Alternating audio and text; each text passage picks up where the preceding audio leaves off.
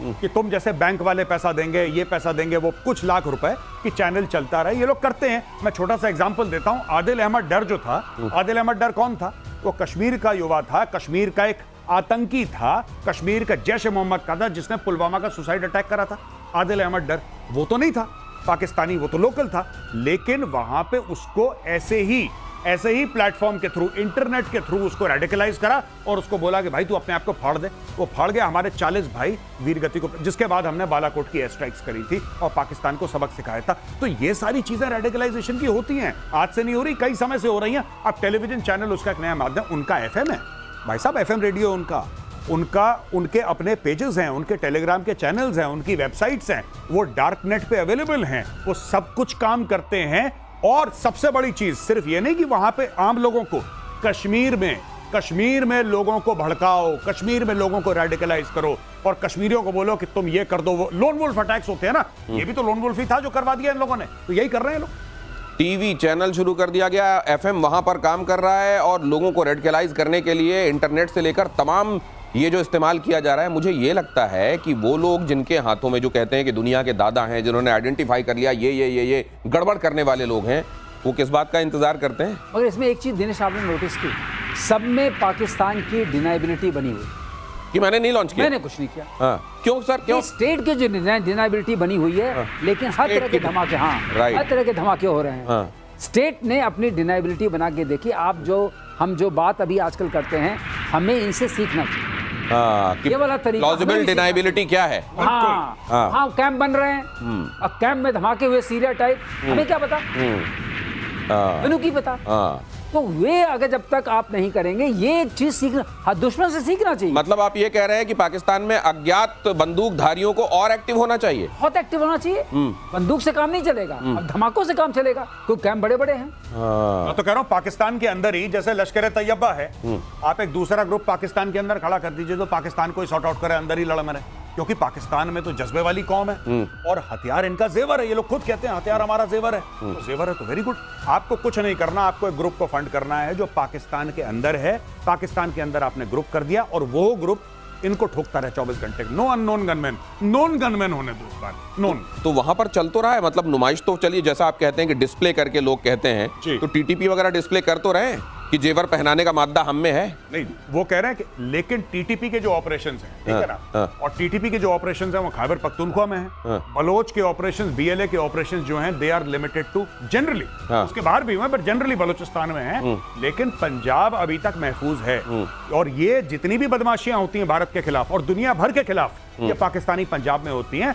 जब तक इनको लाहौर में ये महफूज अपने आप को महसूस करेगा, मैं वर्ड लाहौर यूज कर रहा हूं, मैं मुरीदके की बात और बहावलपुर की बात नहीं कर रहा, मैं लाहौर की बात कर रहा हूं। जब तक ये लोग लाहौर में महफूज हैं, तब तक पाकिस्तान ऐसी बदमाशियां करता रहेगा। लाहौर का इलाज होना जरूरी है। अब सवाल ये है कि अगर ये हो रहा है, क्या किसी भी, ये अगर डिनाइबिलिटी के दायरे में आता है, तो इसको कम से कम वर्ल्ड फ्रेटर्निटी के सामने इस तरीके से पेश नहीं किया जा सकता क्या कि देखिए पाकिस्तान ये गड़बड़ियां तक कर रहा है? मास कम्युनिकेशंस के जो साधन होते हैं वो मास किलिंग के साधन बनाए जा रहे हैं।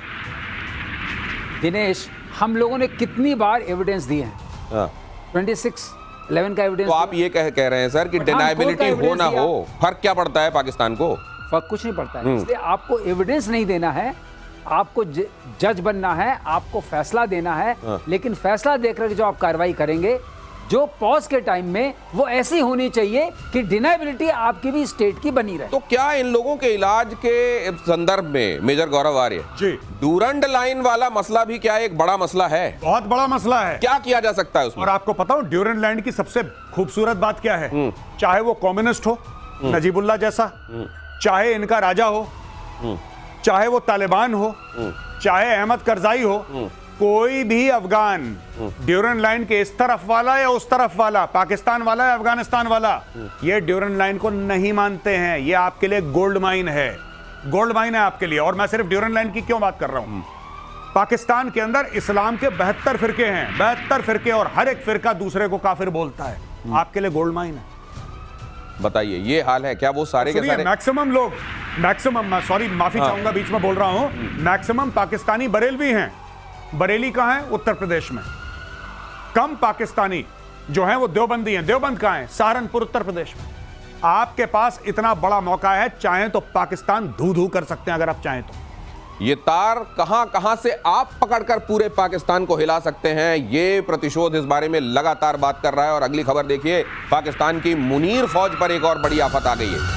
अब उत्तरी वजीरिस्तान में सेना पर अटैक हो रहे हैं। सेना के काफिले पर टीटीपी का हमला तहरीके तालिबान ने किया। आईईडी ब्लास्ट, जरा देख लीजिए ये तस्वीर भी, ये लाल दायरा जो हम आपको दिखा रहे हैं, इस पर देखिए यहाँ हो गई हैप्पी दिवाली इनकी। लेकिन सर ये तो हर दिन आप कह रहे हैं कि ये तो मरवाने के लिए ही लगता है अपने लोगों को, यहाँ पर ये आर्मी भेज रही है। ये वो लोग हैं जिनकी पोस्टिंग नहीं हो पाई दिनेश भाई। अच्छा, तो पैसे नहीं दे पाए, जिनके रिश्तेदार पाकिस्तानी आर्मी के एमएस ब्रांच में नहीं है, जिनका कोई बड़ा बुजुर्ग पोजीशन ऑफ पावर में नहीं है, वो धमाके की जद में आते हैं। यही काम बलूचिस्तान में हो रहा है, अब यही काम टीटीपी ने शुरू कर दिया। एकदम देखिए सिटिंग डक जैसा। और ये ना तो जैसा आप कहते हैं कि ना तो रोड ओपनिंग पार्टी दिखाई दे रही है। एक अकेली गाड़ी क्यों अकेली गाड़ी देखिए, ये एक अकेली गाड़ी चल क्यों रही है, मुझे एक बात समझ में नहीं आ रही। तो ये भी वैसे स्किट्स जैसा आप कह रहे हैं, बिल्कुल उसी तरीके से निशाना यहाँ लगाओ टाइप से। ये देखिए ये अब देखिए सुनिए, सिंपल सी बात है, जब भी चलती है फौज ना, फौज कॉन्वॉय में चलती है दोस्तों। 10-15 गाड़ियां होती हैं, एक लीडिंग व्हीकल होती है, एक पीछे से गाड़ी होती है, और बीच में आपकी रोड ओपनिंग पार्टी होती है। यानी कि जो हाइट्स को ऑक्यूपाई करती है road opening party metal detector लेके पूरे रोड को छानती है, कहीं पे बॉम्ब तो नहीं लगाया है, कहीं पे कुछ आईईडी तो नहीं लगाए, एक एक चीज को सैनिटाइज करती है, फिर वो रेडियो सेट पे बताती है ऑल क्लियर, तब जाके कॉन्वॉय मूव करता है। ये अकेली गाड़ी पता नहीं ऐसे जैसे कंपनी बाग में टहल रहे होंगे। अच्छा, एक बार हो गया, 2 बार हो गया, 10 बार हो गया, भैया कब बुद्धि आएगी तुम्हें? तुम डेली के डेली ऐसे ठोके जा रहे हो, कभी बलूचिस्तान में ठोके जा रहे हो, कभी खैबर पख्तूनख्वा में, ये आपस में बातचीत नहीं करते। एक व्हाट्सएप ग्रुप बना लो, तुम लोग सुनो मेरी बात पाकिस्तानी फौजियों, एक व्हाट्सएप ग्रुप बनाओ कि इतने ठोके गए, अब तुम लोग ध्यान रखना आगे से। आपस में बातचीत ही कर, ये बात भी नहीं करते। कहीं ऐसा तो नहीं है कि खाने पीने के लाले पड़ रहे हैं, जनसंख्या इस तरीके से कुछ कम की जाए, रिसोर्सेज को कम लोगों में बांटा जाए? दिनेश, ये प्रतिशोध का अच्छा आपने तरीका निकाला कि कम करते जाओ, कम करते जाओ।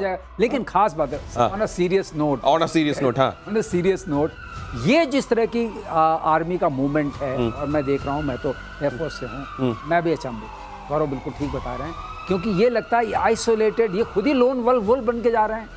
इसका मतलब यह है कि जो 3 चीज़ों से चलती है फौज, मैन, मशीन, मेथड्स, तीनों चीज़ें मिसिंग हैं। स्किल मैन की मिसिंग है, मशीन है नहीं कोई इस लायक, और मेथड है ही नहीं है। अगर ये मेथड नहीं है, आप कैसे कोई चीज़ जंग जीत सकते हैं? तो ये जिहादीपन जो घुस गया है, सिर्फ जिहादियों के सहारे अपनी पॉलिटिक्स को जिंदा रखना, अपनी फौज को जिंदा रखना, अपनी इकॉनमी के लिए भीख मांगना जिंदा रखना, अपनी यूएनएससी में पोजीशन जिंदा रखना, सिर्फ जिहादी, ये जब तक नहीं हटेगा, पाकिस्तान का भीख मांगना बंद नहीं हो सकता। मैं आपको जानता हूं। लेकिन भीख कौन? आसिम मुनीर तो भीख मांग नहीं रहा है, वहां के जो बड़े बड़े फौजी ऑफिसर्स हैं वो भीख नहीं मांग रहे हैं, और जो बेचारे उनके रंगरूट हैं वो देखिए किस तरीके से उड़ाए जा रहे हैं। आसिम मुनीर के बाद व्हाइट हाउस से अब शहबाज शरीफ को बुलावा आया। बहरहाल ये खबर देख लीजिए, शहबाज शरीफ जल्द ही वॉशिंगटन जा सकते हैं। अमेरिकी विदेश विभाग ने पाकिस्तान डेलीगेशन के अमेरिका आने की बात कही। प्रतिशोध ने, जैसे ही आपको याद होगा, ये असीम मुनीर को वहां पर न्योता देकर और खाना खिलाए जाने की बात ये खबर के तौर पर सामने आई थी। प्रतिशोध में ये बात कहा गया था कि भाई ये है क्या डेमोक्रेसी का समर्थन करने वाला, पूरी दुनिया में डेमोक्रेसी का झंडा बरदार अपने आप को कहने वाला अमेरिका, कि वहां के एक फौजी ऑफिसर को बुलाकर वो लंच करा रहा है। और शायद अमेरिका में ये बात सुनी गई तो एक कठपुतली वहां की डेमोक्रेसी के नाम पर, एक मुखौटा वहां शहबाज शरीफ जो हैं उनको बुलाकर खुरचन खिलाई जा रही है। नहीं, मैं आपको बता रहा हूं, 2-3 जो असली माल है वो आसिम मुनीर के साथ डिस्कस हो चुका है। अब इसके साथ डिस्कस होगा कि आप कंसेंसस बनाइए पाकिस्तान में, और जो भी पाकिस्तानी ये प्रोग्राम देख रहा है, मैं तुम्हारे मुंह पे बोल रहा हूं, तुम नोट कर लेना, मैंने आज की तारीख में बोला, ठीक है? ये इजराइल को रिकॉग्नाइज करवाने के चक्कर में है।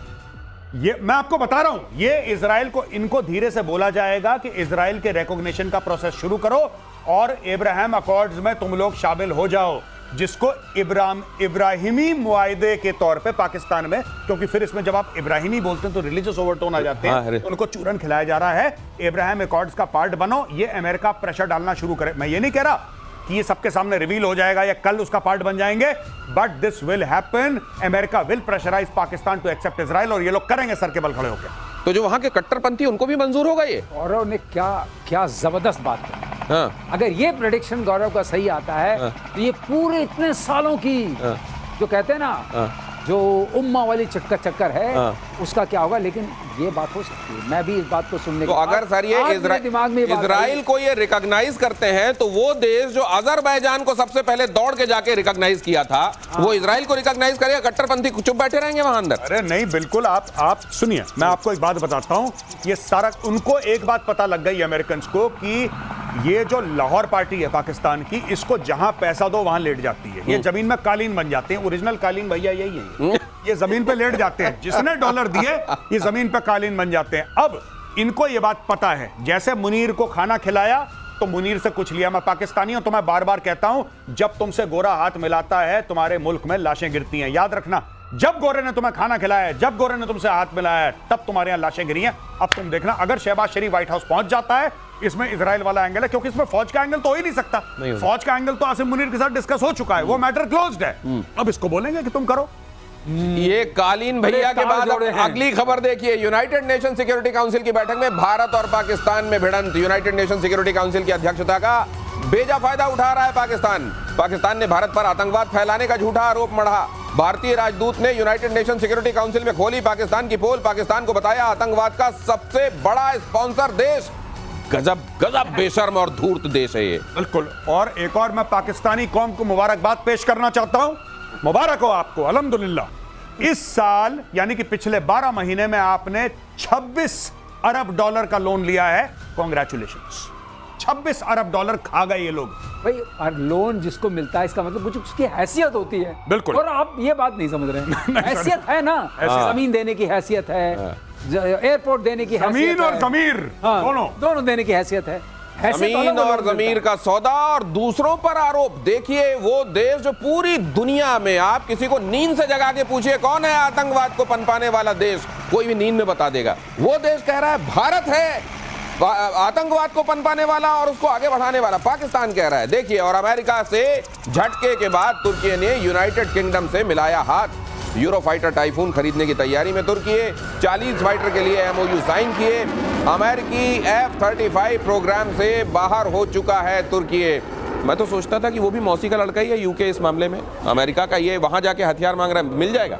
नहीं, देखिए फाइनली अमेरिका ये देखेगा कि उसके इंटरेस्ट क्या हैं, और जब उसको ये पता लगेगा कि हाँ उसके इंटरेस्ट अलाइन है, तो अमेरिका, ये तो सवेरे की बात शाम को भूल जाता है ना डोनाल्ड ट्रंप, ये भूल जाएगा अगर उसको कन्वीनियंट लगेगा तो। कन्वीनियंट लगा तो भूल जाएगा सर। लेकिन एक बात है, यूरो टाइफून जो है ये नियरली 4th जनरेशन है, 4th प्लस। ये 5th जनरेशन नहीं। अच्छा। और स्टेल्थ भी नहीं। तो क्यों खरीद रहा है? और इसको 5 देश मिलके बनाते हैं, एक देश भी नहीं बनाता। और अमेरिका इसको खरीदने शायद देगा। अच्छा। क्योंकि उसमें भी उसकी भागीदारी होती है। अच्छा। तो ये वैसा माल तो नहीं है जिसके खरीदार ना हो, चलो टर्की तू ही ले जा। हाँ, तो सही कहा। अच्छा। हमारे साथ भी आया था, हमें भी अपने बेचने आए थे। ओके। तो ये वो वाला मामला है जो साप्ताहिक बाजारों में जब मंडी उठने लगती है 5 रुपए में सारे बैगन ले जाओ, वो वाला है। लेकिन वो भी टर्की खरीदेगा कि नहीं खरीदेगा, और वैसा अमेरिका होने देगा या नहीं, ये वक्त ही बताएगा। बहुत धन्यवाद आप सभी का प्रतिशोध में मेरे साथ जुड़ने के लिए। Thank you so much sir. Thank you.